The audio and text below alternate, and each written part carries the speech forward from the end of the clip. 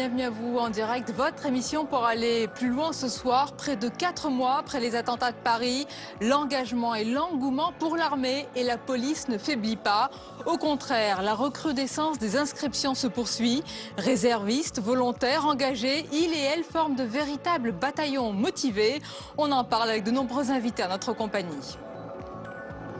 François Hollande exclut tout retrait du projet de loi travail, mais promet des améliorations. Le président veut ainsi montrer qu'il a entendu le message de la mobilisation des jeunes, et cela avant une semaine qui s'annonce périlleuse, avec une nouvelle manifestation jeudi prochain et un autre front qui s'ouvre au Sénat sur le contesté projet de révision constitutionnelle. Sur tous ces aspects, le débat est à suivre. Enfin, l'entretien ce soir. Mon invité est historien, économiste, avocat, auteur de nombreux essais dont le dernier en date s'intitule « Danser sur un volcan ». Une fois de plus, Nicolas Bavrez nous appelle au sursaut, mais cette fois-ci, c'est notre dernière chance, dit-il. Il s'en expliquera tout à l'heure. Voilà donc pour le programme. Merci d'être en notre compagnie. Vos questions, réactions via le hashtag OVPL et tout de suite les repères de l'actualité avec Paul Bouffard.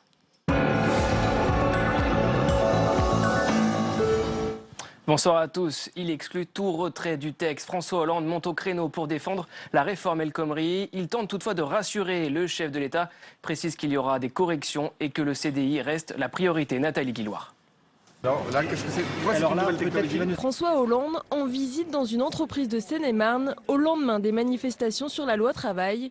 La démarche est claire, le chef de l'État veut reprendre la main. Le retrait de la loi n'est pas envisagé, mais le président promet des corrections.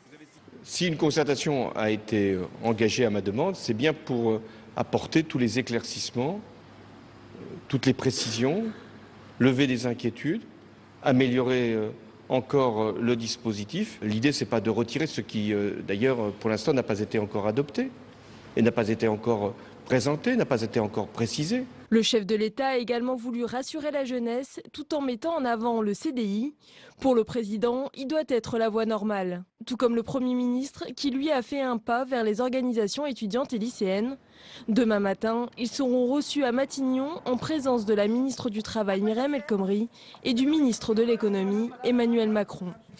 Un président qui se positionne, un gouvernement qui se dit prêt à faire des concessions sur taxe des CDD, temps de travail des apprentis. Les propositions commencent à émerger. Demain, Manuel Valls rencontrera les organisations étudiantes à Matignon. Sophie Normand-Couturier. C'est une demande réitérée par tous les syndicats à chaque négociation sur l'assurance chômage, la taxation des CDD. Le secrétaire général de la CGT, Philippe Martinez, l'a réclamé encore fin janvier. La piste est bien sur la table des négociations, confirme la ministre du Travail. C'est sur la table et ça relève des partenaires sociaux, puisque c'est eux qui négocient. La proposition existe, elle est portée par certains partenaires sociaux dans le cadre des négociations autour de l'assurance chômage. Et je dis, c'est en corrélation avec ce projet de loi qui vise à réduire la précarité et encourager le CDI. Et les débats s'annoncent houleux. La CGPME s'y oppose fortement. Le syndicat des patrons des PME dénonce une augmentation du coût du travail qui pénaliserait la création d'emplois. Autre concession que s'apprêterait à faire le gouvernement, l'abandon de l'allongement du temps de travail des apprentis. L'avant-projet de loi travail prévoyait de passer de 35 à 40 heures par semaine. Myriam El Khomri, qui se dit inscrite dans une démarche de dialogue et d'écoute, serait prête à l'abandonner également. 22 000 fichiers, 22 000 noms de djihadistes de Daesh. La chaîne anglaise Sky News affirme avoir mis la main sur ces documents. Le listing contient des noms, des adresses ou encore des numéros de téléphone, une mine d'informations qui est en cours d'analyse par les services antiterroristes européens. 1000 réservistes supplémentaires par jour d'ici à 2018. C'est le souhait de Jean-Yves Le Drian. 4 mois après les attentats, le ministre de la Défense lance une vaste campagne de recrutement et dope le budget de la réserve militaire. De 71 millions d'euros en 2014, il passera à 125 millions en 2018.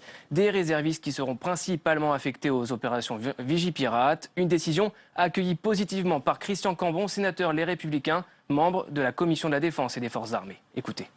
Le but n'est pas d'attirer les gens à rejoindre la réserve citoyenne, il faut aussi leur donner des équipements, des moyens d'action. Donc je pense que c'est un budget qui devient significatif dans une contrainte budgétaire que nous connaissons tous. En bref, les bourses européennes ont fermé en forte baisse ce soir, conséquence des annonces de la Banque Centrale Européenne. Elle a baissé une nouvelle fois ses taux directeurs. La BCE veut ainsi tenter de relancer l'inflation et le crédit en zone euro.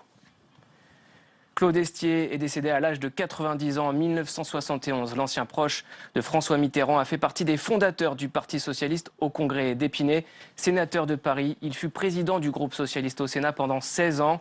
François Hollande a salué la mémoire d'un acteur politique important de ces 40 dernières années. Je vous propose de regarder cet extrait lors du passage de Claude Estier sur notre antenne en 2008. Il parle du Sénat et de François Mitterrand. François Mitterrand souhaitait que je prenne la présidence du groupe, mais il y avait un président qui était André Méric, que je respectais tout à fait, et qui était quelqu'un de tout à fait respectable d'ailleurs.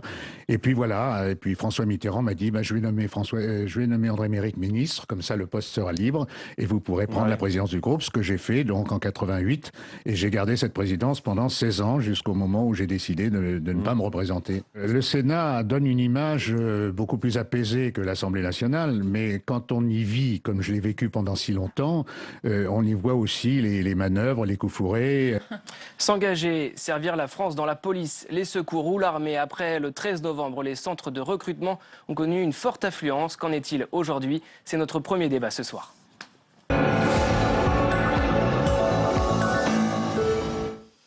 Oui, et près de 4 mois après les attentats de Paris, l'engouement ne se dément pas. Au contraire, l'armée et la police attirent celles et ceux qui veulent servir le pays, que ce soit d'ailleurs pour le concours de gardiens de la paix ou encore les réservistes de l'armée. Il y a un véritable mouvement de fond que nous allons analyser avec nos invités dans quelques instants. Mais d'abord, les faits autour de cette recrudescence avec Stéphane Amalian. Leur nombre ne cesse de croître depuis janvier 2015. Les réservistes seront 40 000 à l'horizon 2018, contre 28 000 actuellement. Une augmentation due aux attentats de 2015 et voulue par le gouvernement. Jean-Yves Le Drian a annoncé aujourd'hui l'augmentation des moyens alloués à la réserve. Le budget annuel devrait augmenter de 77% d'ici 2018. Il était de 71 millions d'euros en 2012, il passera à 125 millions en 2018. Un effort budgétaire salué par la classe politique. C'est un effort en tous les cas tout à fait conséquent et nous approuvons tout à fait ce choix de la part du ministre de la Défense parce que ça va donner des moyens. Je pense que c'est un budget qui devient significatif dans une contrainte budgétaire que nous connaissons tous. L'idée, soulager les forces armées sollicitées par l'opération Sentinelle alors que 25 opérations extérieures sont en cours. Du côté de la police nationale, les volontaires affluent également. Un concours exceptionnel de gardiens de la paix débute aujourd'hui même pour renforcer les forces de sécurité intérieure. Le nombre de participants y est très élevé, 2000 postes sont à pourvoir. Et on en parle avec nos invités ce soir. Bénédicte Alba, bonsoir. Bonsoir. Et bienvenue, vous êtes la présidente et fondatrice de l'Institut de recherche et d'information sur le volontariat et auteur du guide pratique du bénévolat aux éditions Larousse. Merci de nous accompagner. Jérôme Bonnet, bonsoir à vous. Bonsoir. Vous êtes le chef du service d'information et de communication de la police nationale. Et avec nous également ce soir, Jacques de Maillard, bonsoir. Bonsoir. Bienvenue, professeur de sciences politiques à l'Université de Versailles-Saint-Quentin. Vous êtes membre de l'Institut universitaire de France et co-auteur du livre Sociologie de la police, politique, organisation, réforme. Alors, madame, messieurs, le phénomène, évidemment, avait été observé juste après les attentats, Jérôme Bonnet. Il y a eu un véritable engouement pour la police, pour l'armée, on en a beaucoup parlé, mais là, on parle d'un mouvement de fond.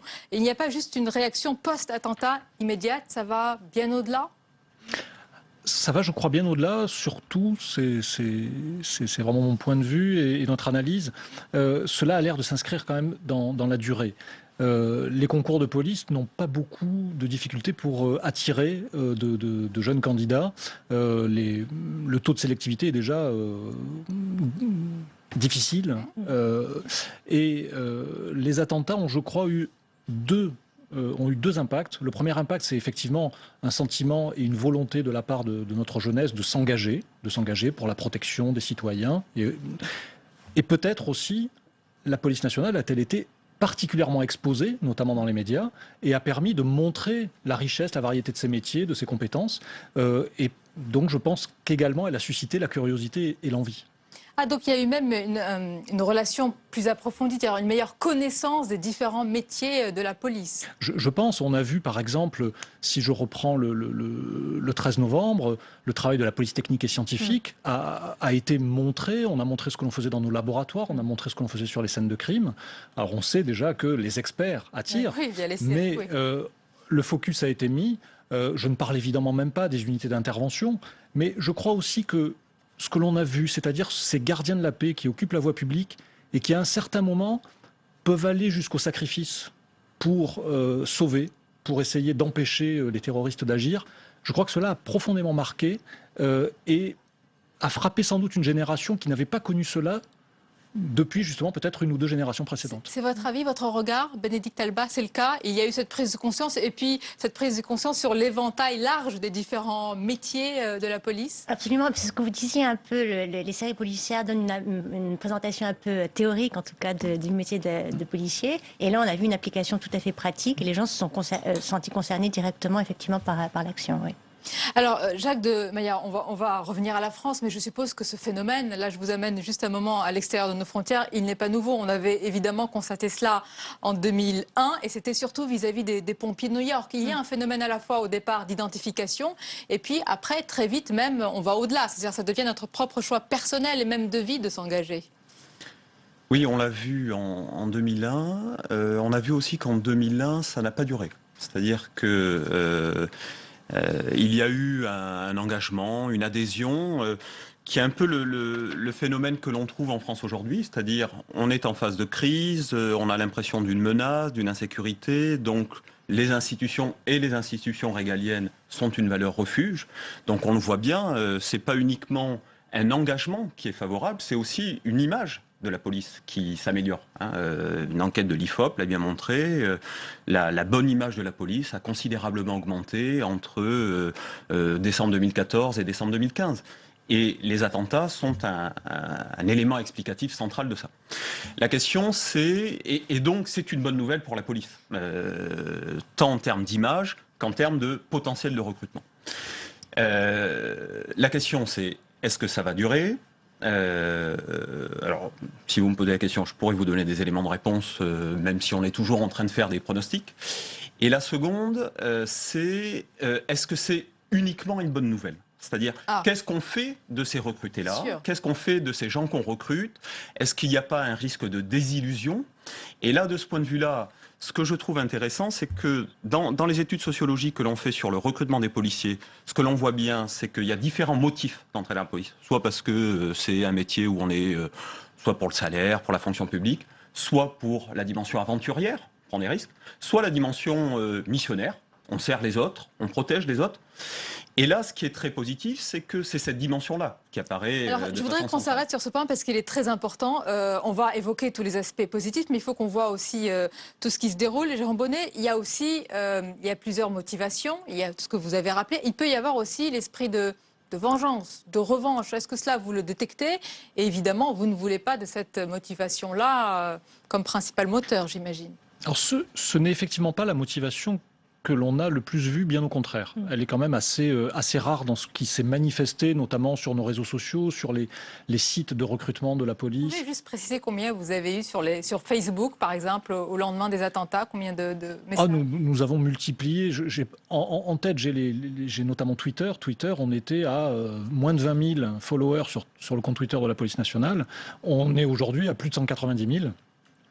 Donc en une année, sur Facebook, on a une communauté qui est au-delà des 550 000 personnes. Et l'impact et le dialogue que l'on crée sont pour nous une richesse d'ailleurs. Une richesse pour aller parfois parler à des policiers, parce qu'on a des policiers qui utilisent Facebook pour nous parler, ce qui est assez intéressant, mais également des recrues, des gens qui s'intéressent à nous. Donc évidemment, on peut tomber sur des personnes qui veulent venir pour se venger, pour une revanche ou... On les a vraiment très peu détectés à ce stade et on espère et on pense que nos critères de sélection, qui sont certes ceux du concours, mais également ensuite de la formation, puis des périodes probatoires qui s'en suivent, vont nous permettre de détecter ce type de profil. Quelles sont selon vous justement les principales motivations, Bénédicte Alba? Il y en a qui sont évidentes, hein, oui. Oui, voilà, effectivement, la sécurité de l'emploi, c'est sûr, mais je pense que l'idée de service, c'est servir l'armée, servir dans la police, c'est quand même la première motivation, je pense, des jeunes qui veulent s'engager, des jeunes filles comme des jeunes garçons d'ailleurs. Et je pense qu'il y a peut-être aussi une recrudescence des jeunes filles, justement, dans les métiers de la police comme de l'armée. Vous l'observez aussi? Oui, on a quand même une progression de la féminisation de la police qui est à la fois rapide mais bien ancrée. Là, sur le concours d'aujourd'hui, 30% de candidates, ce qui correspond d'ailleurs aujourd'hui à peu près à la photographie de la répartition hommes-femmes dans la police. Mais si je prends par exemple le concours de commissaire de police cette année, plus de la moitié de candidates par rapport aux candidats. Mais je voudrais qu'on insiste, ça c'est très intéressant, on va y revenir, sur les motivations, parce que vous dites servir le pays. Mais Jacques de Maillard, qu'est-ce que c'est concrètement servir le pays? C'est porter l'uniforme, c'est s'identifier à des valeurs républicaines, c'est toucher au côté régalien de ces missions? Alors, comment on appréhende ça? En fait, c'est qu'on fait des enquêtes par questionnaire auprès des jeunes qui ont été recrutés, auprès des gardiens de la paix, et il y a toute une série de questions qu'on leur pose. Est-ce que vous êtes rentré dans la police pour la sécurité de l'emploi, pour le salaire, parce que c'est un métier où on bouge, parce que j'ai envie de servir les autres, protéger le reste de la population, parce que la loi et l'ordre, c'est important. On n'a pas fait d'études récemment. Moi, l'hypothèse que je ferais, c'est que les récents événements, ils encouragent deux types de profils. Le profil missionnaire, j'y vais pour protéger le reste de la population, et le profil aussi aventurier, ce que vous disiez aussi tout à l'heure, c'est-à-dire les unités d'intervention dont le travail est valorisé dans ces moments de crise, le RAID qui intervient, la police technique et scientifique. Mais vous mettez en un ce souci, cette mission de la protection des autres. J'en ferai l'hypothèse. Oui, J'en ferai l'hypothèse. Alors après, ça pose une question. C'est que le risque, et ça c'est à l'institution de le gérer, c'est que ce que l'on voit souvent, c'est que pour les jeunes qui entrent dans la police, il y a un phénomène de déception. C'est-à-dire que l'activité que l'on a anticipée avant d'y entrer n'est pas l'activité que l'on fait. Parce que y a une routine du travail policier, on fait de la voie publique alors qu'on s'attendait à avoir une vie aventureuse, à prendre des risques, à faire du travail d'interpellation, c'est pas ce qu'on fait au quotidien. Donc l'enjeu ici, il est que ces jeunes qui sont séduits par la dimension valorisée de ces unités d'intervention se retrouvent pas après, une fois en poste, déçus parce qu'avec un quotidien qui ne correspond pas à leur activité. Mais bon, ça c'est un défi, mais vous n'allez pas changer les métiers de la police en fonction des motivations de ceux qui y arrivent en même temps. D'où l'importance de la formation. Ouais. Je crois que, effectivement, on a une obligation face à cet engouement. On a une véritable obligation. Ces candidats qui arrivent chez nous, cet engouement populaire nous oblige en tout cas à ne pas décevoir ou à décevoir le moins possible. En revanche, je crois que même si on a beaucoup vu les unités d'intervention, une des démonstrations qui a été faite lors des attentats, quand on les regarde avec un tout petit peu de recul, c'est que l'ensemble des policiers ont un rôle capital à jouer. Je veux rappeler par exemple que la tragédie du Bataclan, la tuerie du Bataclan, au sens des coups de feu qui sont tirés, n'a pas été interrompue par les unités d'intervention, mais elle a été interrompue par ce que l'on appelle désormais les primo-intervenants, qui sont des gens de la BAC.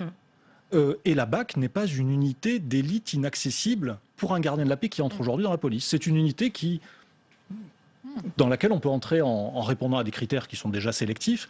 Mais ce que je veux dire par là, c'est que, et c'est une vraie obligation pour nous, c'est un vrai devoir pour nous. C'est une chaîne. Chaque maillon de la chaîne a un rôle important et ça, je pense qu'ils en ont conscience, ou en tout cas, vous essayez de leur faire prendre conscience. En tout cas, la crise nous l'a démontré.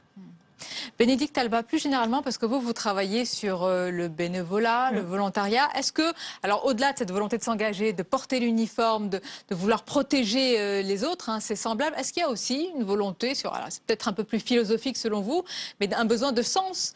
Justement, ces attentats, ils ont aussi fait exploser, ou en tout cas tenté de faire exploser je ne veux pas utiliser le mot vivre ensemble, mais en tout cas une certaine idée de la communauté. Et donc il peut y avoir, on peut opposer à cela une certaine recherche de sens en s'engageant. Mais d'ailleurs, ce qu'on a vu, c'est effectivement l'engagement. Enfin, beaucoup de citoyens français ont décidé de suivre des cours de secourisme.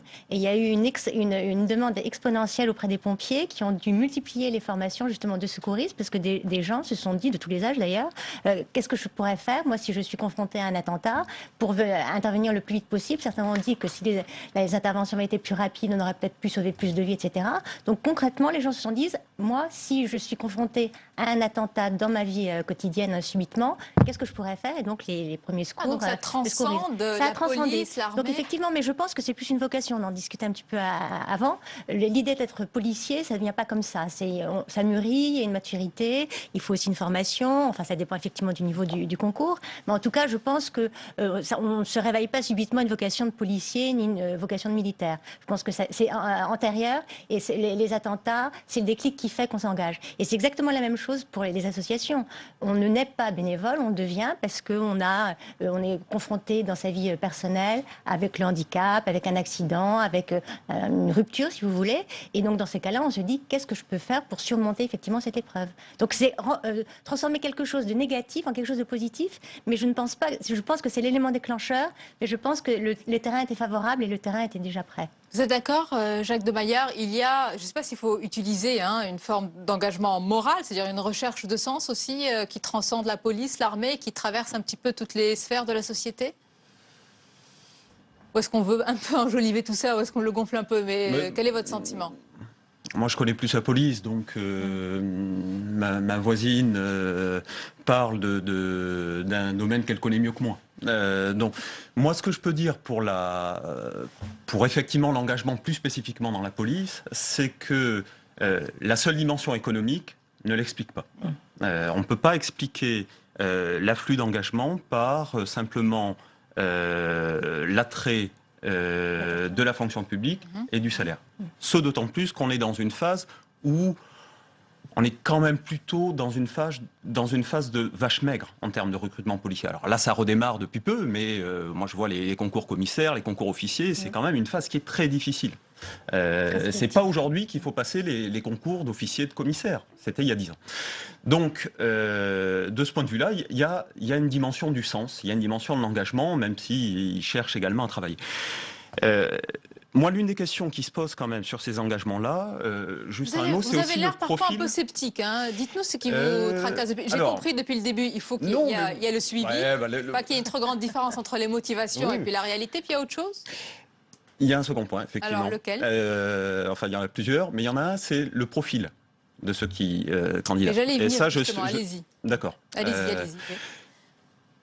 Ce que l'on voit quand on regarde le profil des gardiens de la paix, de ceux qui sont recrutés, on a très peu de statistiques sur l'origine, mais globalement, quand on fait des approximations avec le lieu de naissance des parents, certains l'ont fait avec les prénoms, on voit qu'il y a une sous-représentation de la population d'origine immigrée.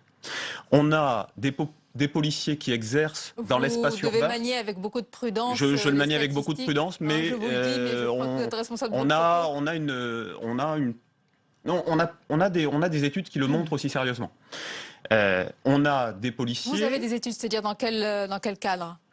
Des recherches qui ont été conduites et qui montrent que quand on regarde au sein du ministère de l'Intérieur le pays d'origine des parents, on a une sous-représentation. Pardonnez-moi, c'est vraiment compliqué. Ne rentrons pas dans ce point-là. Vous l'avez mis un peu sur la table. Alors, passons au deuxième point. Le deuxième point, c'est la sous-représentation des jeunes qui viennent de milieux urbains. Globalement, on a beaucoup de jeunes qui viennent d'espaces ruraux et de petites villes. Donc là, à nouveau, je serais curieux de savoir l'évolution des profils, parce que c'est des gens qui, après, vont travailler en milieu urbain, alors que ce n'est pas leur espace d'origine. 3, je suis aussi curieux de connaître leur profil en termes de diplôme. Parce que l'un des enjeux forts, c'est ce décalage-là. On a des diplômes, on rentre comme gardien de la paix avec un master. On est très content les premières années et après on est bloqué. On va voir donc sur l'adresse, le milieu, etc. On ne remontera pas aux origines, c'est pas avec le nom, le prénom des parents qu'on va connaître l'origine, c'est pas, vous le savez. Le lieu de naissance, oui. pas le nom, le prénom. Jérôme Bonnet sur les 2 points plus objectifs. Non, alors le niveau de diplôme, effectivement, on a toujours les contre-exemples, si j'ose dire. C'est-à-dire qu'effectivement, on a des gens, et j'ai rencontré des étudiants, qui avaient envie de faire le vrai métier de policier, et malgré un parcours universitaire brillant, se disent « moi je veux être gardien de la paix ».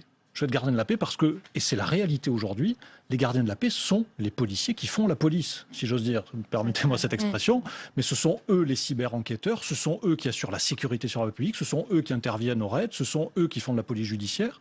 La police aujourd'hui, ce sont les gardiens de la paix. Donc on a parfois des gens qui disent, moi, quel que soit mon diplôme, je veux faire ça. Néanmoins, les moyennes de niveau d'entrée sont assez proches ou à peine au-dessus du niveau minimum pour concourir, qui est le baccalauréat.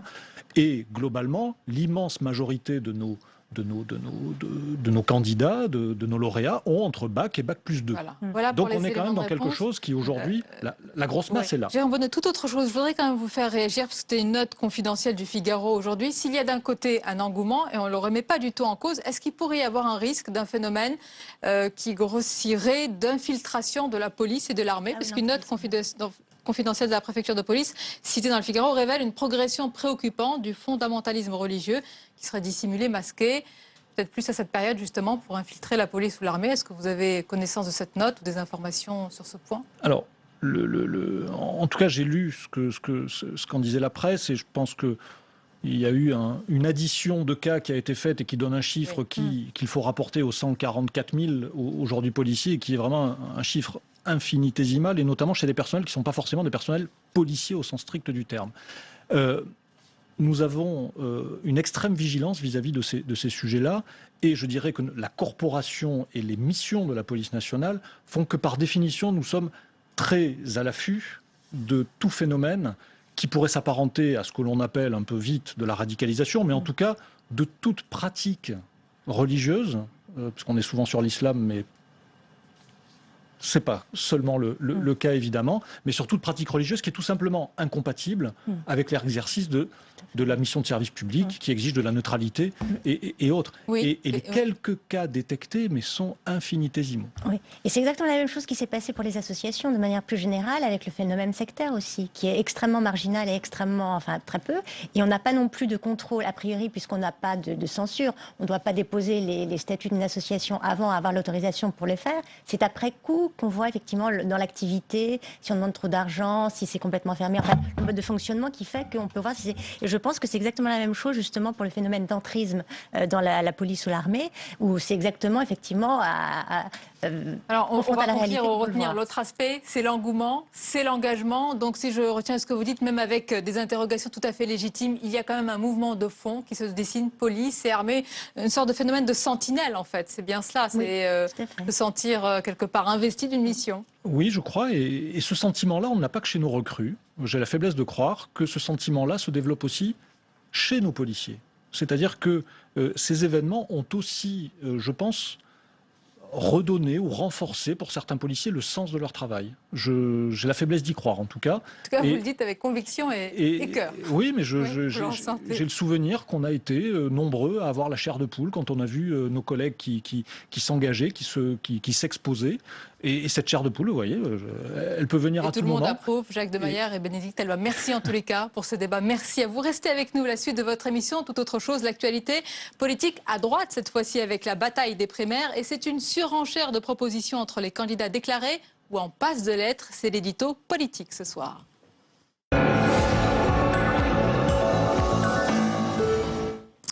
L'édito politique est à l'heure où tous les regards se portent à gauche. On va s'intéresser à ce qui se passe à droite avec vous, Gilles Leclerc. Bonsoir. Bienvenue. On a l'impression, Gilles, d'une véritable course. On l'a vu encore hier dans Le Monde avec l'interview de Nicolas Sarkozy sur les fonctionnaires. C'est vrai que quand on voit les difficultés aujourd'hui pour François Hollande, pour l'exécutif, pour la gauche, c'est vrai que ça donne de l'appétit aux candidats de la droite engagés pour les primaires. Et c'est vrai qu'ils sont nombreux, on verra encore une fois à l'arrivée. Mais ça, ils rôdent déjà un petit peu leurs idées. On l'a vu, vous avez raison de citer l'exemple de Nicolas Sarkozy. Mais ce qui est frappant, c'est que si on regarde par exemple le programme économique et social, là on en parle quand même beaucoup aujourd'hui, et c'est vrai qu'il y a une forme de consensus entre ces différents candidats. Il n'y a pas de véritable différence. Moins d'État, sauf pour le régalien, moins d'impôts, suppression de l'ISF, suppression des 35 heures, une retraite plus tardive, la dégressivité par exemple des allocations chômage. Donc les nuances, en fait, elles sont plutôt dans le rythme. On voit par exemple un François Fillon qui prône la rupture, Alain Juppé par exemple, lui est plutôt sur plus soft. Mais il y a en tout cas un point commun, c'est que quand on entend ces candidats, ils disent tous juré, promis, si on revient aux affaires, on fera ce qu'on dit. Bon, c'est vrai d'ailleurs que l'opposition déclare aujourd'hui que si François Hollande a des problèmes, c'est probablement parce que il a dit des choses pendant sa campagne et aujourd'hui il propose probablement des propositions qui ne sont pas exactement du même niveau. Oui, ça on peut le dire, c'est sûr. Mais est-ce que ces réponses, selon vous, Gilles, sont adaptées? Et est-ce que c'est là-dessus que va se faire la différence dans cette course à droite? C'est sans doute le problème. C'est que si on considère que cette crise qui n'en finit pas, qui n'en finit plus, n'est pas conjoncturelle, mais structurelle, à ce moment-là, on peut s'interroger. Parce que ce qui est proposé aujourd'hui, au fait, on va attendre la suite, évidemment, quand ils vont affiner leurs propositions, ce sont finalement des solutions libérales, j'ai envie de dire, très classiques.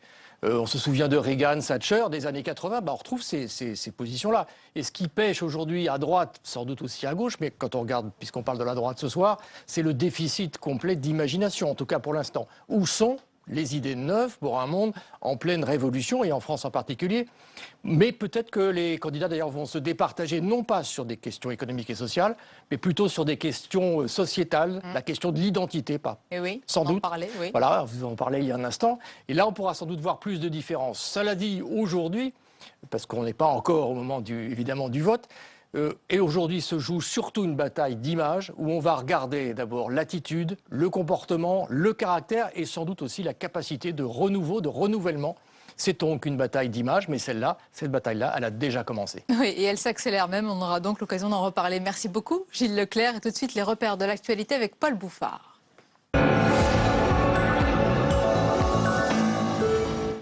C'était un fidèle de François Mitterrand, un pilier du socialisme en France, s'est éteint à l'âge de 90 ans. Claude Estier est mort. Gérard Larcher a salué la mémoire de l'ancien sénateur de Paris, un acteur majeur de l'unité de la gauche, a dit le président du Sénat, Audrey Vuettaz.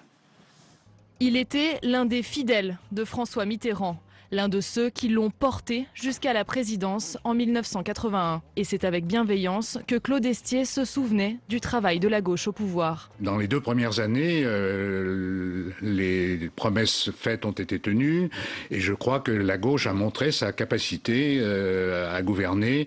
Issu d'une famille socialiste, Claude Estier s'engage dans la résistance à l'adolescence. Après la guerre, il devient journaliste politique au Monde, à Libération. En 1967, il délaisse la plume et devient député du 18e arrondissement de Paris. Il se noue d'amitié avec Lionel Jospin, Daniel Vaillant et Bertrand Delanoë.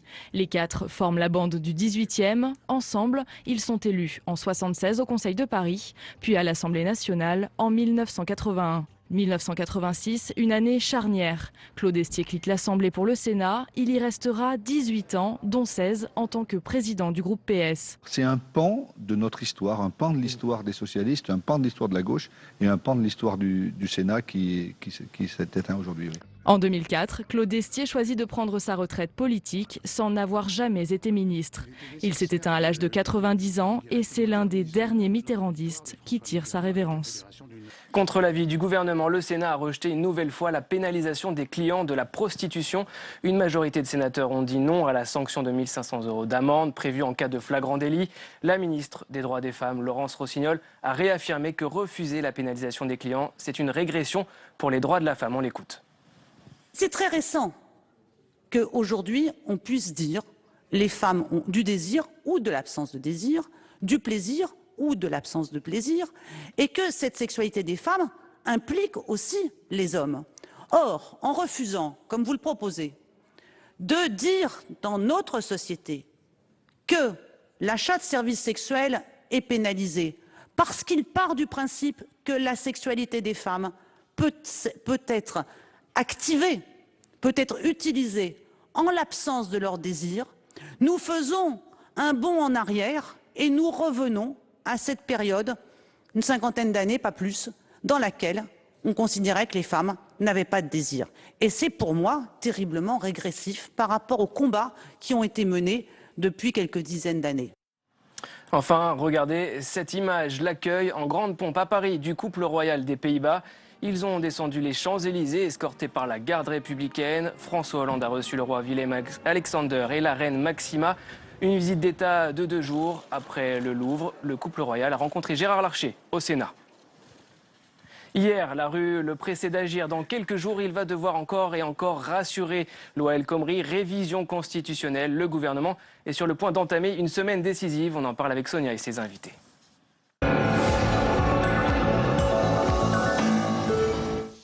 Oui, quelle folle semaine à venir pour le gouvernement. Il y a les consultations qui vont se poursuivre, bien sûr, sur la loi travail. Il y a les mobilisations prévues, dans la rue encore. Et un autre front qui s'ouvre pour l'exécutif au Sénat, la révision constitutionnelle qui va donner lieu à un bras de fer. François Hollande défié sur 2 réformes présentées comme les axes majeurs de son quinquennat. L'analyse et le débat avec nos invités ce soir. Bruno Jeudi, bonsoir. Bonsoir Sonia. Rédacteur en chef politique à Paris Match. Nous accompagne Michel Noblecourt. Bonsoir et bienvenue. Bonsoir. Journaliste politique au Monde. Et l'éditorialiste politique Claude Veil. Bonsoir. Alors messieurs, avant de parler de la semaine à venir, aujourd'hui Bruno Jeudi, au lendemain donc de la mobilisation des jeunes, François Hollande, en marge d'un déplacement, s'est exprimé. Alors il exclut tout retrait du projet de loi travail, mais promet des améliorations. Déjà sur la forme, enfin, il monte en première ligne. Des améliorations, des corrections, a-t-il dit même. Oui, il monte en première ligne. Il avait déjà parlé rapidement après le sommet franco-italien. On sent qu'il essaie de sauver ce qui peut être sauvé. Moi, je trouve que en fait, ce pouvoir est en train de boire le calice jusqu'à la lie. Hein, et ce dossier est emblématique au fond de cette fin de quinquennat où il échoue sur l'objectif, sur la priorité qui s'était fixée, à savoir la jeunesse. Et c'est vrai que même si la mobilisation était peut-être pas aussi élevée qu'espéré, c'est déjà un début et surtout quand ça commence, on ne sait pas quand ça s'arrête. Et donc pour François Hollande, ça risque d'être très compliqué.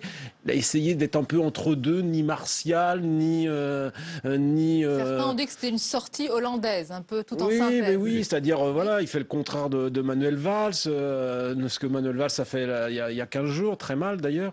Et du coup, il essaie de rattraper le tir, mais je ne sais pas si c'est encore possible de sauver quelque chose dans ce texte. Michel Noblecourt, sur cette sortie, aujourd'hui quand même, il a pris la parole sur le projet de loi au lendemain de la mobilisation. Oui, je crois que François Hollande a fait l'inverse dans cette affaire de loi travail de ce qui était sa méthode de gouvernement depuis 2012. C'est-à-dire qu'il est arrivé en voulant être le promoteur de ce qu'il appelait la démocratie sociale.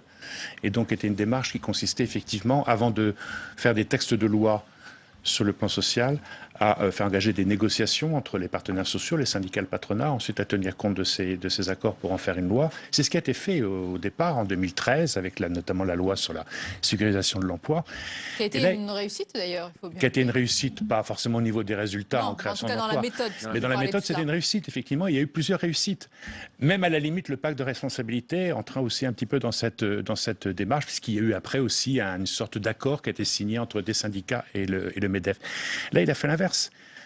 Il sort un texte de loi en disant du reste aujourd'hui que finalement ce texte de loi n'existe pas. Il n'a pas été présenté, il a dit il n'a pas été encore présenté au Conseil des ministres, donc il n'y a pas de texte de loi. C'est le cas, sauf que ça met quand même plusieurs centaines de milliers de personnes dans la rue. Et donc on débat quand même depuis 3 semaines de ce non-projet de loi. Donc il a fait l'inverse. Donc aujourd'hui il est dans une section de rattrapage.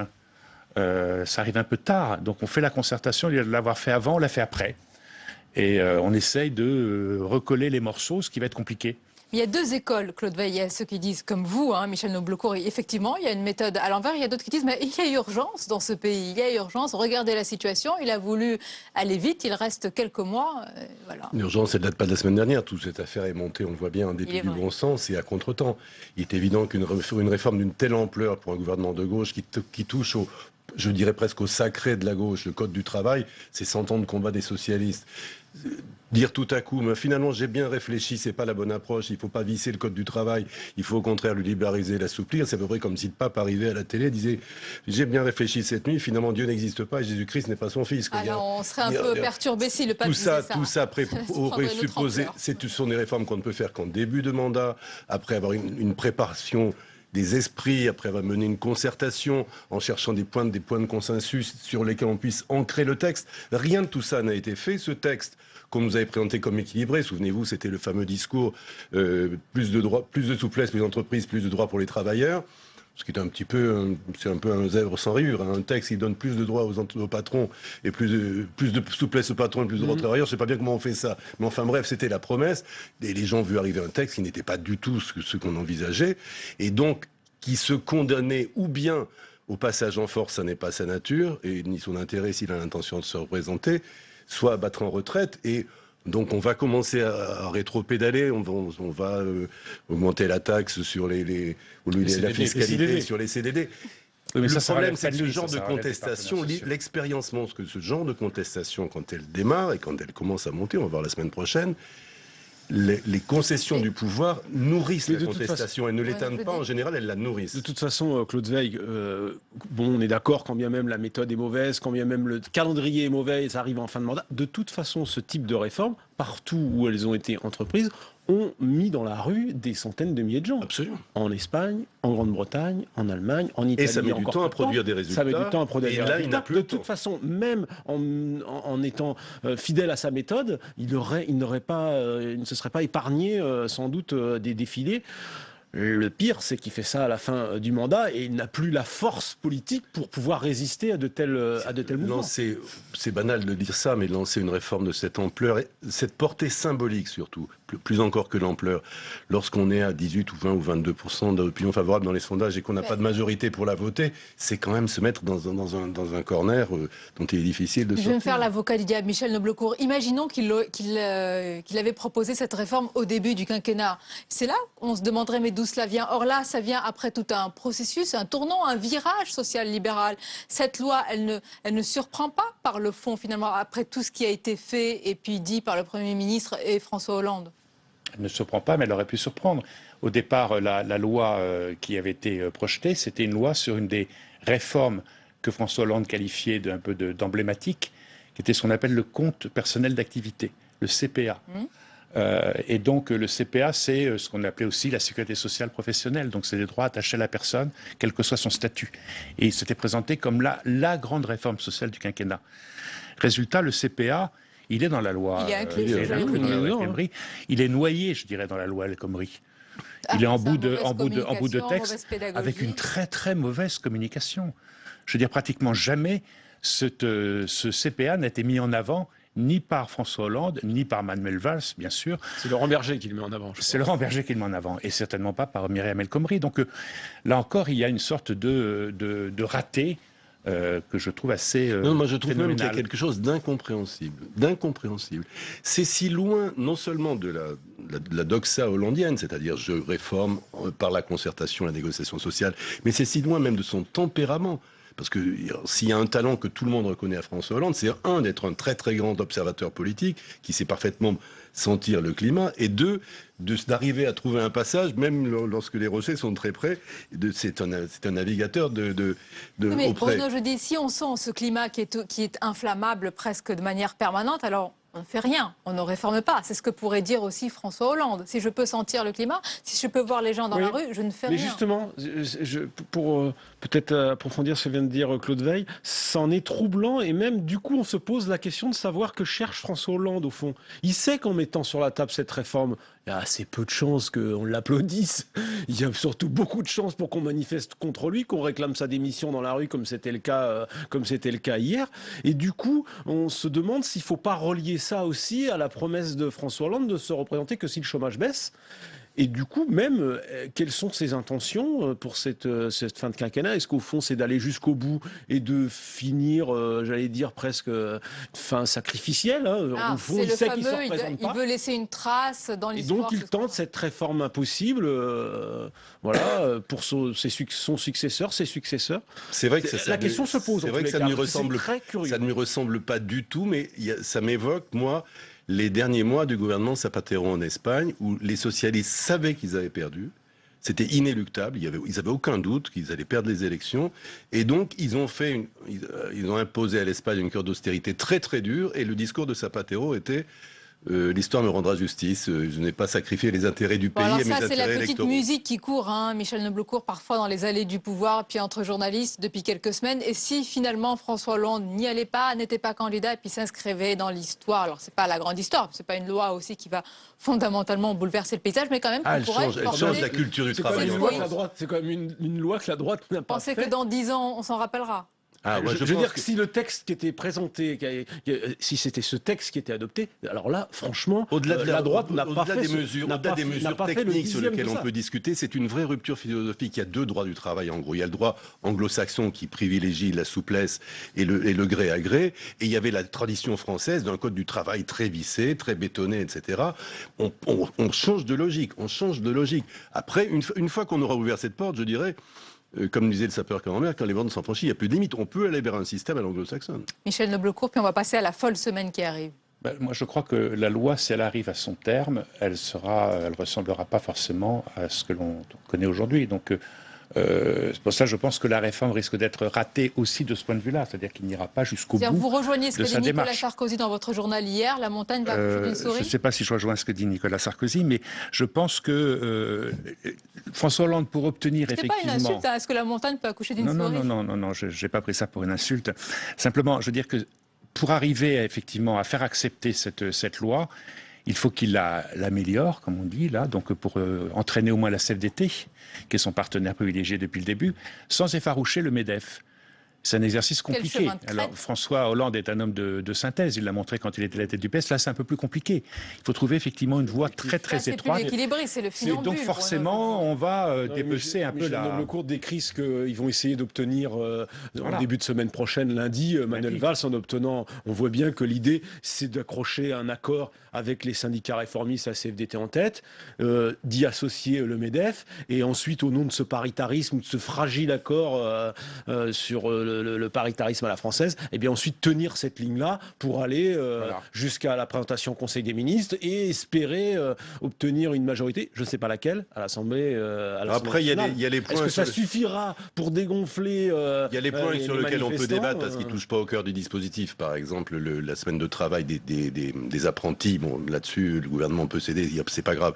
En revanche, il y a des points forts. Le fameux article 30 bis qui vient de chez Macron, c'est-à-dire qui a été rajouté une extrémité. Alors rappelez-nous de quoi il s'agit. Il s'agit tout simplement de définir ce que sont les conditions économiques dans lesquelles l'entreprise peut licencier. Mais ça, c'est la philosophie du texte. Toucher à cet article, c'est changer la philosophie du texte. Si on touche à la barémisation des indemnités, là, il est évident qu'on est sur l'os. Ça pose de questions même, évidemment. Il y a un petit peu de marge de manœuvre là quand même sur la...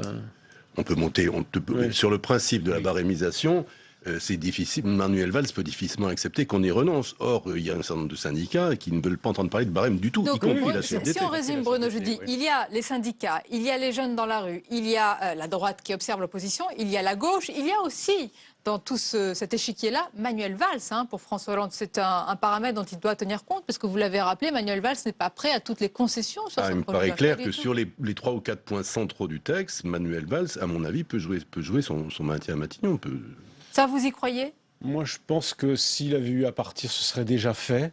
Il s'est engagé dans la voie de ces correctifs ou améliorations et donc il les avalera jusqu'au bout, à mon avis, maintenant. Alors et maintenant, Michel Noblecourt, c'est une folle semaine qui s'annonce pour l'exécutif. Il y a toujours ces consultations, les manifestations et puis il y a une bataille homérique au Sénat avec le projet de révision constitutionnelle. Est-ce qu'entre la loi travail et ce projet de révision constitutionnelle, pour François Hollande, ce sont clairement 2 axes majeurs de son quinquennat qu'il est en train de jouer ? 2 axes majeurs. On aurait pu imaginer que la déchéance de nationalité ne serait pas forcément un axe majeur de son quinquennat. C'est quand même une position qui a pris à revers son électorat et son parti. Donc moi, je crois que là encore, c'est un terrain sur lequel le président de la République risque de se casser les dents. Tel que c'est parti, il n'y aura pas de réunion du Congrès. Le Sénat a adopté un texte qui n'est absolument pas conforme à ce qui avait été adopté par l'Assemblée nationale, en disant que c'est plutôt plus conforme au texte qui était présenté au départ. Ce qui avait été dit au Congrès. Oui. Qui avait été dit au Congrès. Et donc, visiblement, François Hollande n'arrivera pas au terme du processus qu'il a engagé, c'est-à-dire une révision de la Constitution, sauf peut-être éventuellement sur l'état d'urgence, sur la question de l'état d'urgence, mais alors, certainement pas sur la déchéance de nationalité. C'est intéressant, Claude Weiss, si ça se passe comme ça. Et c'est vrai que les sénateurs, déjà, ont validé mercredi une réécriture de la révision constitutionnelle en choisissant de limiter la possibilité de déchéance de nationalité aux binationaux pour éviter de créer des apatrides. Et ils sont revenus, comme vous l'avez dit, à ce qu'a dit initialement François Hollande. S'il y a cet échec-là, est-ce que les Français vont lui faire porter cet échec-là ? Est-ce que la déchéance de nationalité, c'est encore frais dans leur esprit, parce qu'on est passé par des débats à l'Assemblée. C'est vrai qu'on a un peu zappé l'épisode. Oui. Aujourd'hui, ce n'est pas le sujet de préoccupation majeure des Français. Je pense qu'on peut aller vers un enterrement, en fait. D'ailleurs, le cimetière constitutionnel est plein de réformes qui n'ont jamais abouti, tout simplement parce qu'on n'a pas pu mettre d'accord l'Assemblée et le Sénat. Je ne suis pas convaincu même que le gouvernement reparte pour un tour à l'Assemblée nationale, qui rétablirait sa première version, et on revient au Sénat, qui rétablirait sa première version, qui se trouve être en effet au plus près de ce qu'avait proposé à l'origine le président de la République, c'est-à-dire pas de déchéance pour des simples délits, et deuxièmement, pas de cas d'apatridie. Donc, c'est... Sur le fond, je ne me prononce pas, encore que les délits, ça me paraît une très bonne idée de les retirer. Mais c'est assez habile, en tout cas, de revenir au plus près de l'intention présidentielle, parce qu'on peut difficilement les soupçonner d'avoir voulu torpiller la réforme. Moi, je suis un petit peu plus prudent sur la réforme constitutionnelle, quand même, parce que je pense qu'il reste une ultime chance à François Hollande. C'est quand même Gérard Larcher, président du Sénat. Les deux hommes entretiennent une bonne relation. Je pense que Gérard Larcher, quelque part, a envie que le Sénat joue un rôle important. Il pourrait être il se verrait bien aussi en homme de la double synthèse, synthèse avec Hollande et synthèse dans son propre camp. Oui. Moi, je pense que c'est pas totalement terminé. Non, c'est pas totalement terminé. Ça paraît compliqué aujourd'hui. Je suis pas sûr non plus que Gérard Larcher puisse s'engager pour tous les sénateurs. C'est uniquement l'article 2 qui maintenant est concerné, parce que sur l'article 1, il y a possibilité de trouver une entente très facile avec l'Assemblée nationale. Donc, il faut voir. À mon avis, maintenant, cette histoire se jouera entre Hollande et Larcher. Mais quel que soit l'épilogue, la fin de l'histoire, Michel Noblecourt, on va encore voir ici, au Sénat, comme on l'a vu à l'Assemblée, des batailles homériques à l'intérieur, encore une fois, de la gauche, parce qu'il va y avoir des débats, ils seront télévisés. D'ailleurs, nous ferons beaucoup d'éditions spéciales, on va couvrir tout cela. On va encore voir ce spectacle d'une gauche divisée. Oui, c'est tout le problème de François Hollande aujourd'hui, c'est qu'il est effectivement, la responsabilité qui est la sienne, c'est qu'il y a contribué largement dans la dernière séquence de son mandat, c'est qu'il a une gauche totalement fracturée. Et c'est pas seulement le débat entre la gauche de la gauche et le Parti socialiste, c'est un Parti socialiste qui lui aussi est fracturé, qui est au bord de la rupture, au bord de l'implosion. Et donc c'est effectivement une situation qui est plus que préoccupante pour le président. Je pense que les historiens un jour se pencheront sur cette énigme d'un président. Oui. Qui passe pour être le plus prudent qui soit. C'est vraiment François Hollande, c'est l'homme qui porte ceinture et bretelles, qui termine son quinquennat par deux réformes qui prennent absolument à rebrousse-poil la base même de son soutien politique. Pourquoi les historiens, on n'a qu'à voir ce qui se passe en dehors de la France. C'est la social-démocratie.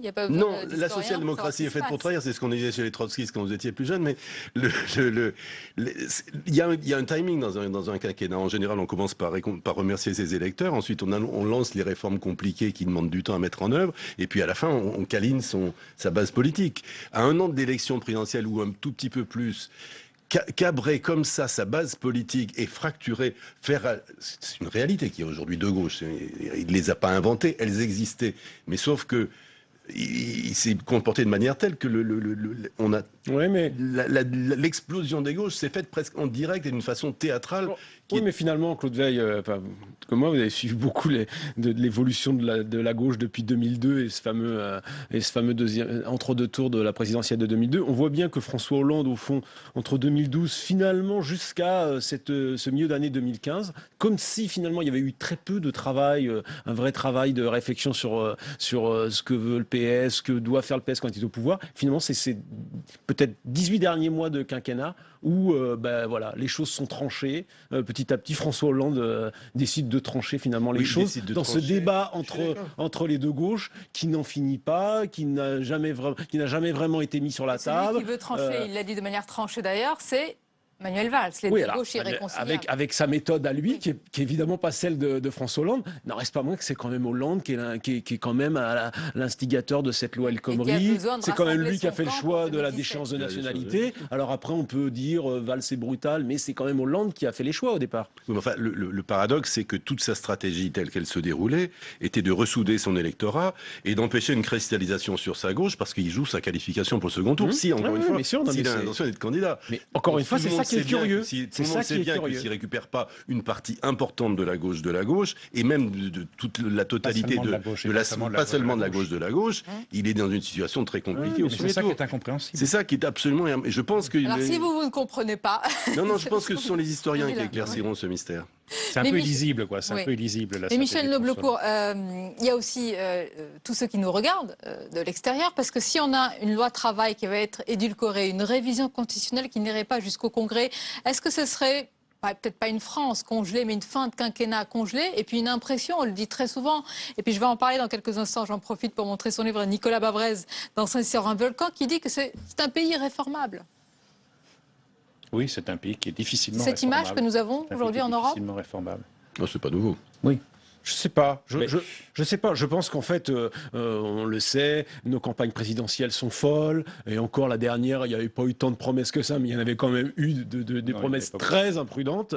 Les candidats se font élire sur la base de programmes qui sont souvent pas réalisables ou qui sont largement insuffisants par rapport à la situation de crise que connaît le pays. Je pense que la prochaine, il faut l'espérer, qu'il y ait un vrai contrat qui soit passé avec les Français, avec les réformes détaillées et pas des têtes de chapitre où on met de côté ce qui fâchera. C'est sur cette base-là, peut-être, d'un vrai contrat avec le pays que, à ce moment-là, il deviendrait réformable. Je pense qu'il avait contrairement peut-être à ce que dit Nicolas Bavrez, mais il défendra son livre. Je pense que François Hollande, au départ, justement, a voulu faire la démonstration dans une première séquence qu'il avait annoncée comme étant pas une séquence facile, une séquence plutôt de rigueur, même si on ne prononçait pas le mot avant la séquence distribution de miel. Il l'avait indiqué dans sa campagne. Il a essayé de faire la démonstration que justement la France n'était pas irréformable. Il y a quand même eu quelques réformes qui ont été faites au départ. Je parlais tout à l'heure de l'accord sur l'accélération de l'emploi. C'est une réforme du marché du travail. Il y en avait déjà une en 2008. Celle-ci l'a complétée, l'a amplifiée. Et donc, il y a eu effectivement une sorte de nouveau compromis social limité au niveau des partenaires, mais qui a quand même réussi à faire un peu bouger les... Et puis la machine s'est cassée. Mais qui a cassé son jouet alors ? Il y en a qui sont plus brutaux que d'autres dans la façon de manier les jouets. Je voudrais qu'on conclue juste un mot sur Manuel Valls, parce que je vous ai entendu dire, Claude Weill, tout à l'heure, qu'il pourrait partir. C'est assez étonnant quand même, parce que lorsque Christiane Taubira a démissionné, le Premier ministre a dit clairement que pour lui, résister, c'est rester. Comment pourrait-on prendre un départ avec fracas maintenant, à 14 mois de la présidentielle, alors qu'il y a toujours une menace permanente, il ne faut pas l'oublier, terroriste, qu'on est dans un contexte compliqué, le Premier ministre pourrait claquer la porte ? Non, il peut tout. Moi, je ne fais pas de pronostic sur la suite des événements. Simplement, si le président de la République était amené à retirer le texte ou à le désosser tel qu'il n'en reste rien, je ne suis pas convaincu que dans ce cas-là, que Manuel Valls resterait. Le problème, c'est que tous ces gens gèrent aussi, François Hollande, Manuel Valls, Emmanuel Macron et la droite demain gèrent aussi l'épuisement d'un modèle politique. C'est-à-dire ces fameux bipartisme, en gros, qui a fonctionné depuis 1958 et qui aujourd'hui est à bout de souffle. Parce que lorsque vous gagnez l'élection présidentielle aujourd'hui, par la magie du second tour, vous rassemblez 50,1 voix, sauf qu'au premier tour, vous avez 25%, et qu'au bout d'un an, 2 ans de plus d'exercice du pouvoir, vous vous trouvez ramené à 25%. Et Sarkozy en a fait l'expérience, et ensuite François Hollande. Or, on ne gouverne pas, on ne réforme pas en profondeur un pays comme la France, avec un quart de l'opinion publique. Et c'est là la difficulté fondamentale. D'où la gamberge d'un certain nombre de gens. Vous avez lu, comme moi, l'interview d'Emmanuel Macron dans l'Express, dans lequel il rêve ouvertement d'une reconfiguration pour du l'instant, système c'est un rêve, français qui permet de faire travailler ensemble la gauche de la droite et la droite de la gauche, parce que là, il y a peut-être une majorité possible pour faire ces fameuses réformes qui, en effet, dans la configuration actuelle, sont très compliquées. En conclusion, merci beaucoup. Merci, messieurs. Restez avec nous pour suivre à présent, comme tous les jeudis, vous le savez, la chronique, mais cette fois-ci tout en dessin de la semaine d'Hervé Baudry.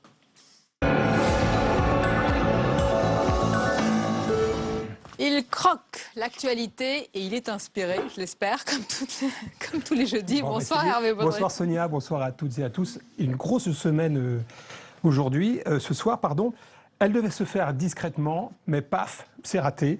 La remise de la Légion d'honneur au prince héritier d'Arabie Saoudite n'est pas passée inaperçue, vous l'avez su. On aurait pu inventer pour l'occasion peut-être la Légion du sabre d'or, peut-être plus appropriée. On va passer de l'or à l'eau maintenant. Opération Sequana 2016. Paris et la région Île-de-France, vous savez, font en ce moment simulent dans des exercices une crue centennale. Oui. À noter aussi que les plus hautes autorités de l'État sont déjà à la manœuvre. On le voit, il faut absolument protéger tous les dossiers. Et on va revenir maintenant en Turquie, où nos confrères du quotidien Zaman ont vu leur journal passer sous la tutelle des autorités. L'Europe a donc besoin d'Erdogan pour résoudre l'affaire des migrants, mais est-elle prête à fermer les yeux sur le musellement de la presse et les violations des droits de l'homme en Turquie? Et Zeman devient Erdogan, oui. Exactement. Le 8 mars, c'était la journée internationale pour les droits de la femme. J'en profite pour vous dire, Sonia, que je suis à chaque fois honoré de partager votre plateau le jeudi. Voilà, c'est fait. Vous pouvez le dire tous les jours, hein, c'est la journée des droits des femmes tous les jours. Une journée fêtée aussi en Corrèze, et oui, même si cela peut parfois agacer, ne pas embêter Bernie et ne pas lui souhaiter une bonne journée ce jour-là. Et de 10 pour la primaire à droite, et oui, 10 le 8 mars, journée symbolique. Donc c'était une femme qui s'est déclarée candidate, Nathalie Kosciusko-Morizet, pour faire le plein de ses parrainages, tenterait, paraît-il, d'obtenir le soutien des parlementaires centristes. On l'a connu sur le Nini, peut-être maintenant UDI. D'ailleurs, une réaction, Bruno Jeudi. Elle a toutes les chances d'avoir ces fameux parrainages des parlementaires. Il y a un coup de pouce quand même pour les avoir. Aujourd'hui, non, elle les a va pas. avoir ce coup de pouce? Il faut voir l'intérêt de Nicolas Sarkozy à les lui donner, par exemple, pour essayer de piquer des points à Juppé. Par exemple, ça peut être une solution. En même temps, il commence à y avoir, ça commence à faire beaucoup de monde. Patrick disait 10, peut-être 11 avec Michel Alliot-Marie. Et au secours, une équipe de football. Je crois que c'était Cambadélis qui avait rigolé sur ce sujet. Alors là, c'est pas 11-10, mais c'est c'est hier, les étudiants lycéens et salariés ont défilé contre le projet de réforme du travail. Entre 220 000 et 500 000 personnes, selon les différentes organisations, se sont rassemblées dans toute la France, malgré une météo maussade. Tunisie, maintenant, la ville de Bergardane, on en a parlé également, a été attaquée par l'État islamique qui a tenté d'enrôler la population dans l'insurrection. Peine perdue, la population s'est jointe aux forces de l'ordre pour repousser les assaillants. Courage donc à nos amis tunisiens. Et pour terminer, la découverte donc de la fameuse liste de 22 000 djihadistes sur une clé USB, info intox, mais là on a peut-être une playlist. Très bon, voilà. Très bon. Merci beaucoup Hervé Baudrillard. À la semaine prochaine. Avec grand plaisir. Il est 23h, tout de suite le rappel des principales informations de la soirée avec Paul Bouffard.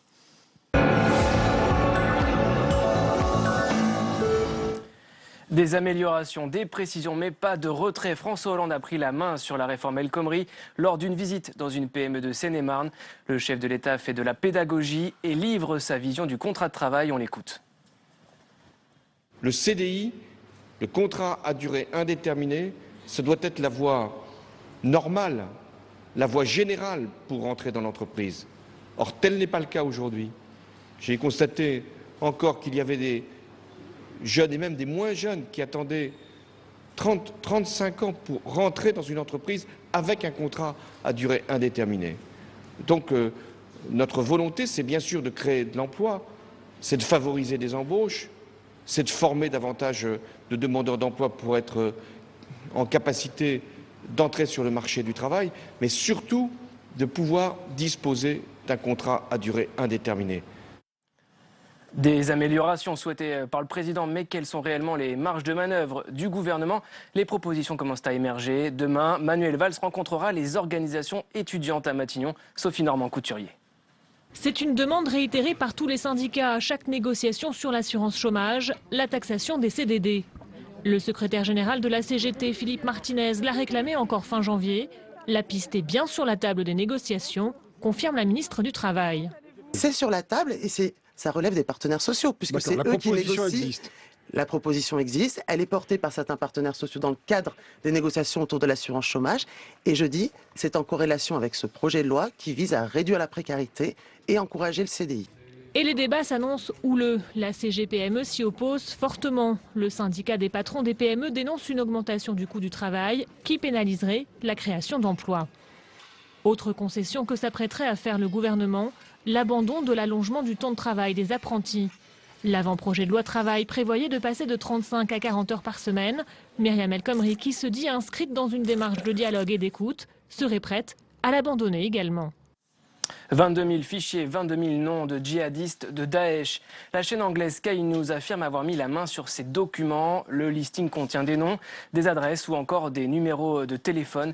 Une mine d'informations qui est en cours d'analyse par les services antiterroristes européens. On en parlait tout à l'heure, François Hollande annonçait des recrutements dans les forces armées au lendemain des attentats de Paris. Jean-Yves Le Drian, ministre de la Défense, lance aujourd'hui une vaste campagne de recrutement de réservistes. Objectif, 1000 personnes opérationnelles quotidiennement d'ici à 2 ans. Le budget sera aussi revalorisé, 125 millions en 2018.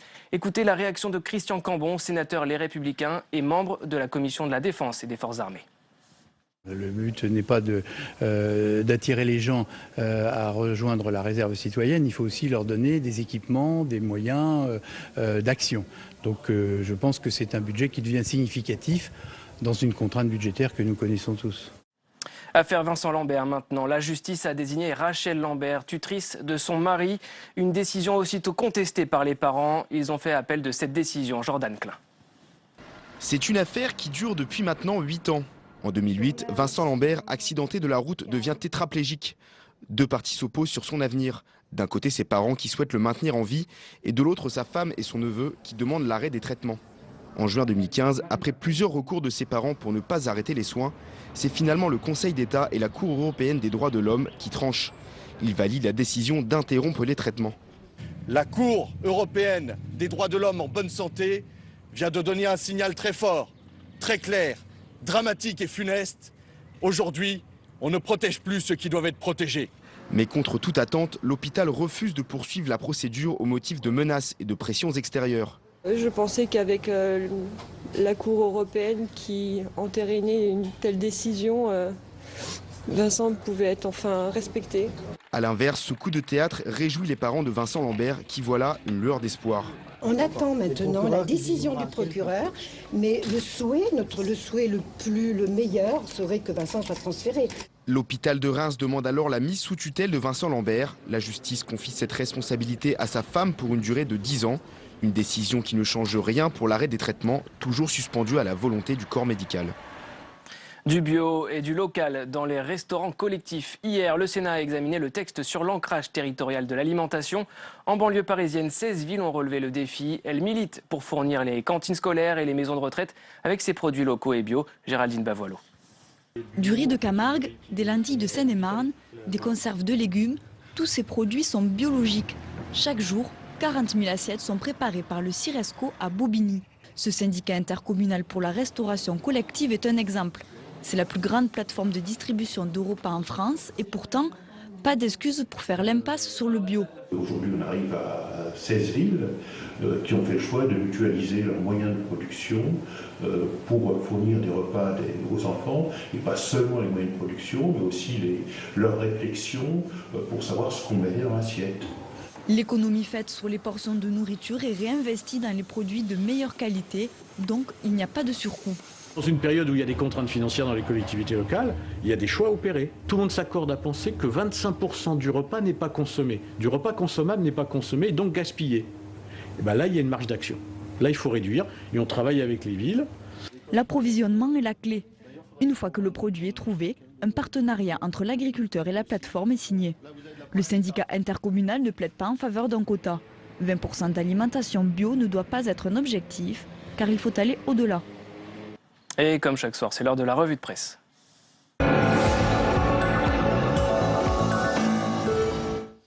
Et on découvre ensemble les unes de vos quotidiens et des hebdos. On va commencer, Paul, avec la couverture de Marianne. Le déshonneur, c'est le titre de l'hebdo cette semaine. Document exclusif, comment la France se vend à l'Arabie Saoudite. Le magazine qui indique qu'au nom de la diplomatie économique, François Hollande n'a pas hésité à remettre la Légion d'honneur au ministre de l'Intérieur saoudien. C'était la semaine dernière. Marianne, qui de Sarkozy à Hollande fait des révélations sur ce qu'ils appellent les liaisons dangereuses entre la France et la péninsule arabique. Libération à présent, et c'est une édition spéciale. Le quotidien des Syriens, Libération, écrit en lettres arabes. Cette illustration aussi sur fond rouge, une bombe et un jeu de chaises volantes. Un numéro de Libération entièrement rédigé par des journalistes, des intellectuels ou encore des artistes syriens. Dans le journal, tous racontent leur pays en guerre depuis 5 ans. On passe maintenant à l'Union. L'édition de l'an, Sonia. Cette information, la Picardie pourrait disparaître du futur nom de la grande région. Le journal nous informe que Hauts-de-France, Nord-de-France ou bien encore Terre du Nord, ces 3 appellations ont été retenues par le Conseil régional. Ce sont des lycéens et des apprentis qui ont fait ces propositions. Actuellement, je vous rappelle, la région se nomme Nord-Pas-de-Calais-Picardie. On finit avec le Figaro. Le monsieur plus de la droite, comme le surnomme l'éditorialiste Paul-Henri de Limbert. Emmanuel Macron n'en finit plus de faire parler de lui. Le Figaro souligne que ses ambitions exaspère les socialistes, mais le journal précise que, sourd aux critiques de son camp, le ministre de l'économie cultive sa popularité et commence à organiser ses réseaux. Merci beaucoup, Paul. Merci à vous. Et tout de suite, c'est l'entretien pour aller plus loin.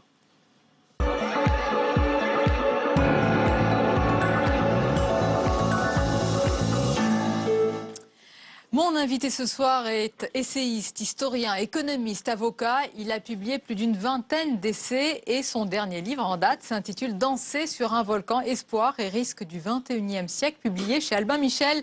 Nicolas Bavrez, bonsoir. Bonsoir. Et bienvenue à vous. Avant de parler des bouleversements de notre monde que vous décrivez dans votre livre et que nous vivons en ce moment, quel regard vous portez, c'est le débat qu'on vient d'avoir, sur la France et en particulier sur la fin de quinquennat de cet exécutif? On voit que c'est un quinquennat, j'allais dire, qui s'achève dans le chaos, avec deux textes mort-nés, une révision de la Constitution qui ne verra sans doute pas le jour, et puis une réforme du marché du travail, qui était une bonne réforme sur le fond, mais qui va droit à un échec programmé, là encore parce qu'elle ne réunit pas du tout les conditions qu'il faudrait pour réussir. Il n'y a pas de forte autorité politique de légitimité derrière. Il n'y a pas de projet de redressement du pays pour l'inscrire dedans. Il n'y a pas de véritable force économique et sociale qui soutienne. Et enfin, il n'y a pas eu de pédagogie à l'usage des citoyens avant. Alors, on essaye de rattraper maintenant les choses, mais à mon avis, c'est beaucoup trop tard. Et donc, on va soit vers un projet qui va être tout à fait annulé ou qui sera largement vidé de sa substance. Et donc, c'est désolant parce que, on l'a rappelé, même s'il y a un peu plus de création d'emplois aujourd'hui dans l'économie française, un des problèmes majeurs de notre pays, un des cancers pour l'économie, mais aussi pour la société et pour la démocratie, c'est le chômage. Et dans un pays qui a 5,7 millions de chômeurs, c'est désolant qu'on n'arrive pas à faire des réformes que chacun sait indispensables, mais que nul n'arrive à mettre en œuvre. Vous employez le mot désolant. Est-ce que vous comprenez aussi, Nicolas Bavrez, j'ai précisé, vous êtes aussi économiste, est-ce que vous comprenez aussi les revendications qu'on a entendues, celles des jeunes dans la rue, qui ont besoin justement de cette vision? Ils ne veulent pas de ce modèle de société d'une manière plus générale. Mais la révolte des jeunes, à mon avis, elle s'applique mal à ce projet de loi qui devrait permettre de créer davantage d'emplois et donc ça devrait être les premiers bénéficiaires. Mais la révolte des jeunes en France, elle est parfaitement compréhensible. Quand on regarde, il y a quand même des générations qui sont véritablement sacrifiées. Aujourd'hui, ces jeunes ont donc beaucoup de mal à rentrer dans l'économie, dans le marché du travail et dans la société. Et d'y rester après, oui. Je rappelle qu'aujourd'hui, il y a une chose positive, il y a très peu de personnes âgées qui soient pauvres aujourd'hui, c'est 4%. En revanche, on a plus de 18% des jeunes qui sont en situation de pauvreté.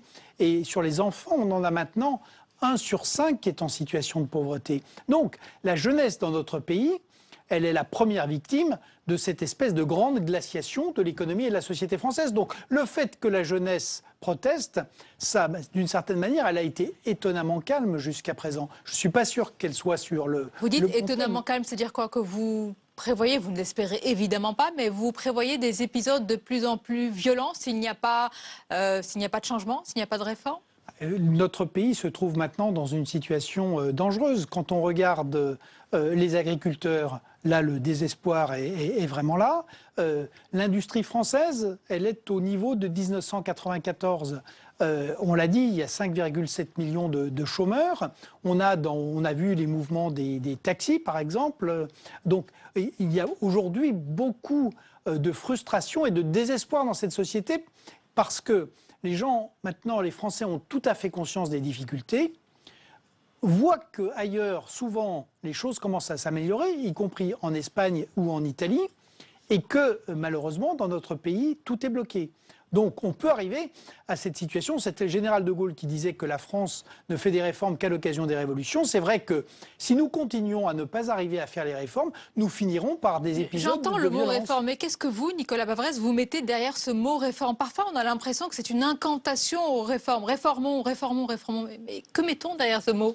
C'est très pratique. Les réformes, elles sont à mettre en place des problèmes de l'économie et de la société française. Donc, pour aller très vite, le problème de la production, je l'ai rappelé, une industrie qui est au niveau de 94. Donc il faut qu'on traite notre problème de compétitivité. Aujourd'hui, quand on remet du pouvoir d'achat dans notre économie, il file directement à l'extérieur sous forme d'importation. Donc il faut baisser les impôts et les charges et remettre nos entreprises à niveau de compétitivité. On a tenté de le faire, en partie. On l'a fait en partie, c'est-à-dire qu'on a stabilisé les marges. On avait prélevé 45 milliards sur les entreprises, on est en train de leur rendre à peu près 41 milliards. Donc c'était d'ailleurs l'objectif d'arriver à peu près à la situation de 2010. L'objectif, c'est de créer des emplois aussi. Le problème, c'est qu'on arrive à la situation de 2010. Bon, ensuite, évidemment, le chômage, on l'a dit.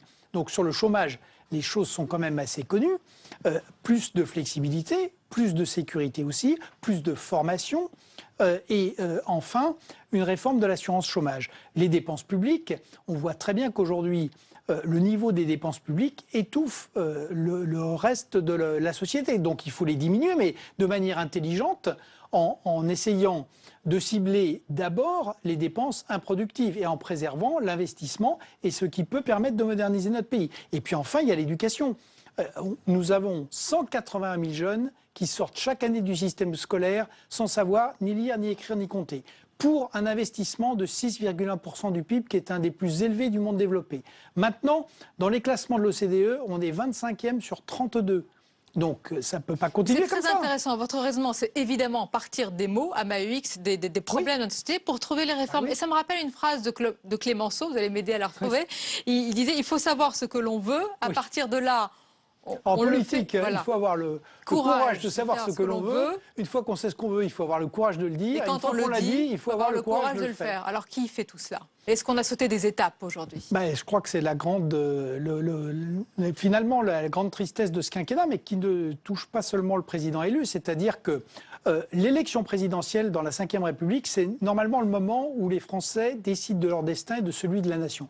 L'élection de 2012 a été placée sous le signe d'une démagogie déchaînée, donc on en paye aujourd'hui le prix. Et la leçon, d'une certaine manière, de ce qui se passe aujourd'hui pour le projet de révision de la Constitution, pour le projet de loi El Khomri, c'est que précisément en 2017, qui est par certains côtés une élection de la dernière chance, on ne refasse pas la même erreur. C'est-à-dire qu'en 2017, il va falloir accepter de débattre des vrais problèmes du pays, pas des illusions. Mais attendez, la dernière chance, sinon quoi? Sinon, ce que vous avez indiqué, ça finira par bouger, mais par la violence. Vous le croyez sincèrement? Mais on l'a sous les yeux. Vous avez si parlé vous regardez tout à le désespoir dans certains quartiers, si vous regardez quand même ce qui est arrivé par 2 fois des attentats terroristes majeurs, dont une certaine partie de ceux qui les ont commis viennent de la société française. Donc ce ne sont pas des raisonnements en l'air, c'est la réalité. Vous avez parlé tout à l'heure, je reviens là sur le plan économique, des exemples en dehors de nos frontières. Vous avez cité l'Espagne, alors à part de loin l'Espagne, mais d'autres. Qu'est-ce que vous dites à ceux qui vous disent, d'accord, c'est vrai, ils ont créé des emplois, mais ils ont créé des emplois précaires? Qu'est-ce que vous opposez concrètement à cet argument? Il y a une chose très simple à opposer, c'est que tout vaut mieux que le chômage. Et là, il faut être très clair. Même si on fait rentrer toute une génération avec des emplois précaires. D'abord, comme vous l'avez dit, on rentre éventuellement avec un emploi. D'ailleurs, un CDD, il ne faut pas exagérer. Un CDD, ce n'est pas une précarité totale, loin de là. Mais surtout, c'est l'amorce pour rentrer dans l'entreprise, dans l'économie, dans la société. Le travail, c'est beaucoup plus qu'un salaire. Le travail, c'est une place sociale, une place dans la société, un rapport à l'autre, une dignité. Et donc, c'est pour ça que tout vaut mieux que le chômage. Mais vous dites une dignité. Et d'ailleurs, quand vous regardez les endroits où la violence s'est installée, où l'anomie règne, où la pauvreté a tout gangréné, c'est les endroits où il n'y a plus de travail.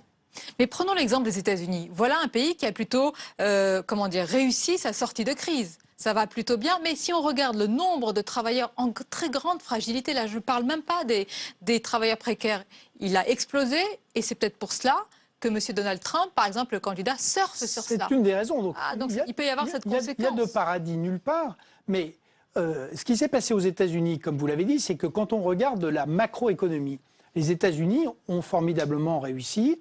Il y a maintenant une croissance bien installée de 2,4% par an. Oui. Le taux de chômage est à 4,9%.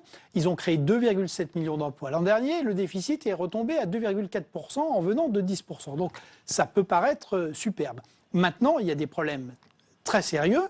Le problème des travailleurs découragés, le problème également de la pauvreté qui touche 20% de la population, la fragilisation de la classe moyenne. Et tout ça est venu de l'accroissement très grand des inégalités. Mais si vous voulez, la France est un pays qui a des inégalités de statut. J'ai rappelé par exemple l'éducation, mais quand on prend les revenus, c'est un des pays, c'est le pays le moins inégalitaire de tout le monde développé. D'où la question. Il y a cela, il y a notre démographie. Elle connaît quelques problèmes, mais elle se porte plutôt bien. Il y a les cerveaux, il y a les compétences, il y a le capital, il y a l'argent, il y a les richesses. Mais qu'est-ce qui bloque? Ce qui bloque, c'est la politique. Nous avons un système qui est bloqué. Il y a des atouts formidables, vous l'avez rappelé. C'est un pays qui a un capital humain merveilleux, qui a des pôles d'excellence dans le public, dans le privé, qui a du capital d'ailleurs tout court, qui a une partie des services publics qui fonctionne encore bien, qui a sa gastronomie, son mode de vie, ses paysages. Bref, normalement, c'est un pays de cocagne où on peut tout faire. On peut faire de l'agriculture, de l'industrie, du service, de la place financière, du bâtiment et du tourisme. Mais il se trouve que tous ces secteurs sont aujourd'hui en crise. Pourquoi ? Parce qu'on a plaqué dessus un modèle insoutenable qui est un modèle de décroissance à crédit, c'est-à-dire un modèle où la dilatation du secteur public a étouffé le secteur privé et où par ailleurs tout ceci fonctionne sur une dette qui est devenue énorme et incontrôlée, qui atteint 97,5% du PIB. Si on rajoute la dette ferroviaire et le reste, on est déjà au-delà de 100% du PIB. Et donc, la dépense publique appauvrit aujourd'hui la France et les Français. Enlevez cette chape de plomb, sinon attention aux épisodes violents. Et à l'inverse, il y a des ressources. Enlevez cette chape de plomb et vous retrouverez une vitalité de l'économie et de la société qui étonneront le monde. Nicolas Bavrez, je ne vais pas reprendre le titre de tous vos livres parce que je crois que c'est une question qu'on vous pose souvent, donc je n'ai pas envie de la poser. Mais malgré tout, Danser sur un volcan, je me souviens d'autres titres aussi. On se dit, oh là là, mon Dieu, noir c'est noir, qu'est-ce qui se passe? Non, c'est pas uniquement noir c'est noir, parce que le sous-titre le dit, espoir et risque. Vous avez raison. On voit tous ces chocs qui arrivent et qui de fait créent un grand désarroi. La montée de l'État islamique, le retour des empires, la Chine, la Russie, la Turquie, le Brexit, cette Europe qui est écartelée, la plus grande vague de migrants depuis 1945, des cracks aux États-Unis, en Chine, la crise de la zone euro, et puis la grande arrivée du numérique qui dévale et qui frappe tout le... Donc, nos concitoyens, mais aussi peut-être encore plus les dirigeants, sont tétanisés. Et par ailleurs, il faut bien reconnaître que les intellectuels ont largement également échoué à comprendre ce monde, parce que les explications qu'on a données sont toutes fausses. La fin de l'histoire au moment où elle accélérait, la fin du travail au moment où on a vu arriver presque 3 milliards de nouveaux producteurs dans le capitalisme universel, la terre plate, la fin des frontières, au moment où on voit refleurir des murs et des barbelés, malheureusement, partout, et y compris en Europe. Il y a une sacrée erreur de diagnostic, j'allais dire. Oui, mais parce qu'on a voulu plaquer des idées simples sur un monde complexe. Et c'est là où il faut essayer de reprendre la main, y compris d'un point de vue. Il faut admettre que ce monde est complexe, que tous ces chocs sont le résultat de 4 grandes forces qui se mélangent. L'universalisation du capitalisme, la révolution technologique, l'ère des données, le fait que les idéologies sont mortes, mais la nation et la religion, ces 2 grandes passions politiques que décrivait Tocqueville, sont de nouveau à l'œuvre et qu'elles produisent aussi beaucoup de risques et de violences. Et enfin, que la guerre, elle aussi, et la violence mutent, et qu'on a par exemple dans un conflit comme la Syrie, c'est très emblématique, on a à la fois une guerre civile, une guerre entre États, une guerre religieuse entre sunnites et chiites, des interventions de puissances étrangères, et le tout mélangé, et qui donne, j'allais dire, ce chaos qui s'exporte non seulement au Moyen-Orient, mais en Libye et également en Europe. Plus personnellement, Nicolas Bavrez, en vous présentant tout à l'heure, j'ai dit que vous étiez économiste, historien, et j'ajoute énarque, normalien. Vous avez aussi travaillé auprès d'un responsable politique, c'était à l'époque Philippe Séguin, dont vous étiez très proche. Vous êtes assez sévère, là j'entends, sur les responsables politiques, d'ailleurs quel que soit de tous bords. Mais est-ce que vous pourriez travailler de nouveau aujourd'hui avec l'un d'entre eux ou d'entre elles en vue de 2017 ? Alors d'abord, il faut rappeler que même si la situation en France est peu brillante, toutes les démocraties sont aujourd'hui confrontées à beaucoup de difficultés. Quand on regarde la démocratie américaine, qui est donc la première du monde par la richesse et par le choc Trump, est quand même Mais ma question, est-ce que vous seriez prêt à travailler aujourd'hui avec un responsable politique comme vous l'avez fait avec Philippe Séguin ?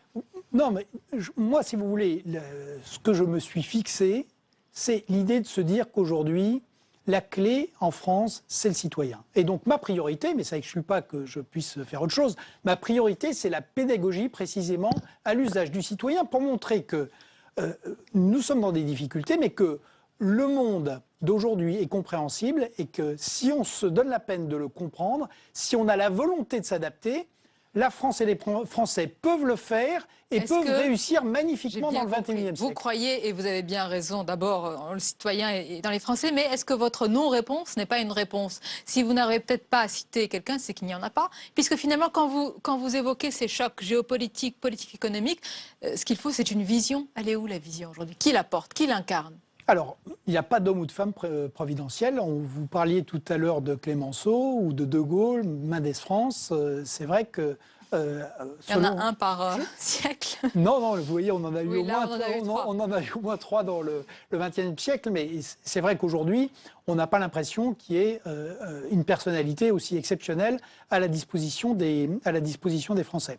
Mais ce qui est vrai, c'est que si on prend par exemple Madame Merkel, c'est sans doute pas une femme providentielle, mais c'est quelqu'un qui a un projet, une vision, qui peut, d'ailleurs on peut la contester, mais qui a pris des risques très importants pour faire ce qu'elle estimait juste en matière de sortie du nucléaire ou en matière d'accueil des migrants. Qu'on soit d'accord ou pas, en tout cas c'est spectaculaire de voir que ça lui donne une grande force, une légitimité, et qu'elle remonte aujourd'hui dans les sondages à cause de sa cohérence politique et intellectuelle.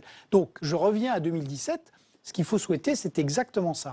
C'est-à-dire qu'on est à la fois des gens qui s'engagent sur un projet, une vision, et avec la cohérence entre la pensée, le discours et l'action que vous appeliez tout à l'heure de vos voeux. Et c'est vraiment ce qu'on peut souhaiter de mieux pour notre vie politique et pour notre pays. Parce que vous dites, c'est la dernière chance, c'est ce que vous évoquez dans votre livre. 2017, c'est un moment clé dans notre histoire. C'est un moment absolument clé, comme on en a connu certains au moment, justement, dans ces moments où l'histoire a accéléré, où notre pays était en décalage. C'est arrivé malheureusement dans les années 30, c'est arrivé face au choc pétrolier. Aujourd'hui, on est vraiment de nouveau... Et nous verrons qui sera au rendez-vous. Circonstances de... en tout cas, ce qu'il faut, c'est que déjà les Français soient au rendez-vous. Je crois qu'ils en ont déjà conscience. Merci beaucoup, Nicolas Varraz. Je rappelle le titre de votre livre, Danser sur un volcan, espoirs et risques du XXIe siècle. Il y a aussi les espoirs, vous avez bien fait de le rappeler, c'est très important. On arrive presque à la fin de cette émission, mais d'abord, c'est le zapping. Tout ce qui s'est dit, vu, entendu sur Public Sénat, ce sont les moments choisis par Nathalie Guilloire.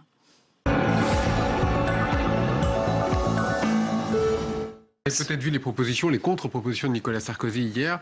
Ça, je les ai vues, oui. 300 000 emplois publics en moins. Vous voyez, pour ceux qui avaient quelques questions encore à faire la différence entre la droite et la gauche, c'est 300 000 emplois publics. Et je vous rappelle, et ce sur quoi tous les élus de droite et candidats à la primaire sont d'accord, 100 milliards aussi en moins pour le budget, pour faire des économies sur le budget dans les propositions qui sont faites.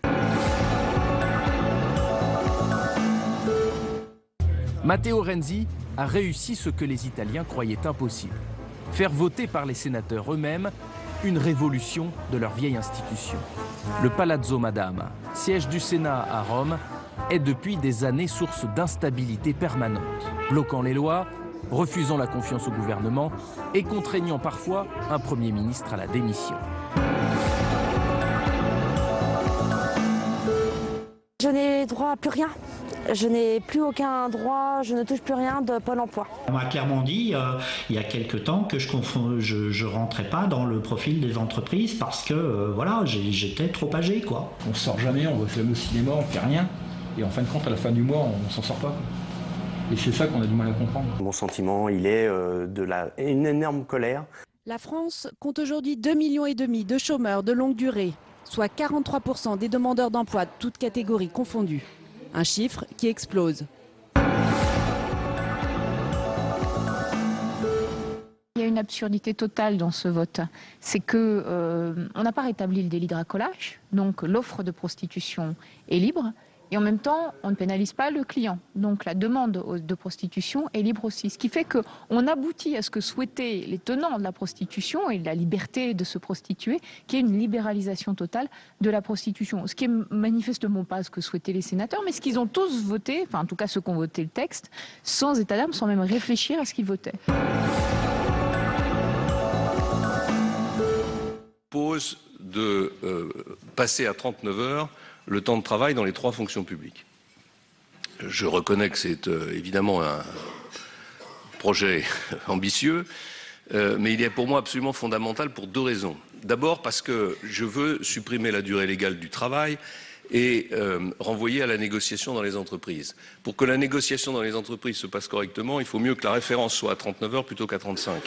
Et donc si la fonction publique est à 39 heures, la référence sera à 39 heures. La deuxième raison, c'est qu'il faut réduire les effectifs de la fonction publique de façon très importante.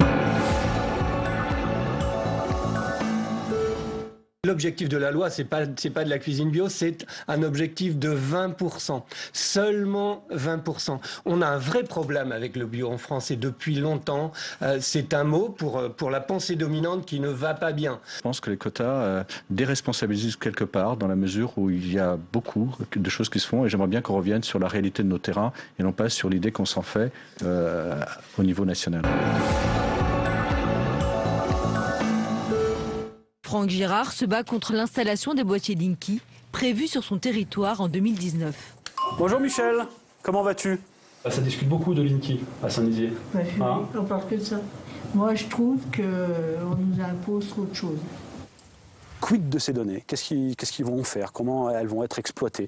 Est-ce qu'il ne va pas y avoir, et c'est la question que beaucoup se posent, intrusion dans la vie privée des gens? Autre point qui nous pose petit problème, on sait que ces compteurs émettent des rayonnements électromagnétiques. Est-ce que c'est bon aujourd'hui pour la santé d'avoir des pièces à vivre à côté de ce type d'installation? Et on arrive à la fin de cette émission. Merci encore de votre fidélité. Vos autres rendez-vous, c'est demain matin, Territoire d'Info. Je vous retrouve bien sûr lundi pour une nouvelle semaine d'OVPL. On va plus loin, vos débats, décryptage et puis l'entretien bien sûr. Belle et douce fin de soirée en notre compagnie.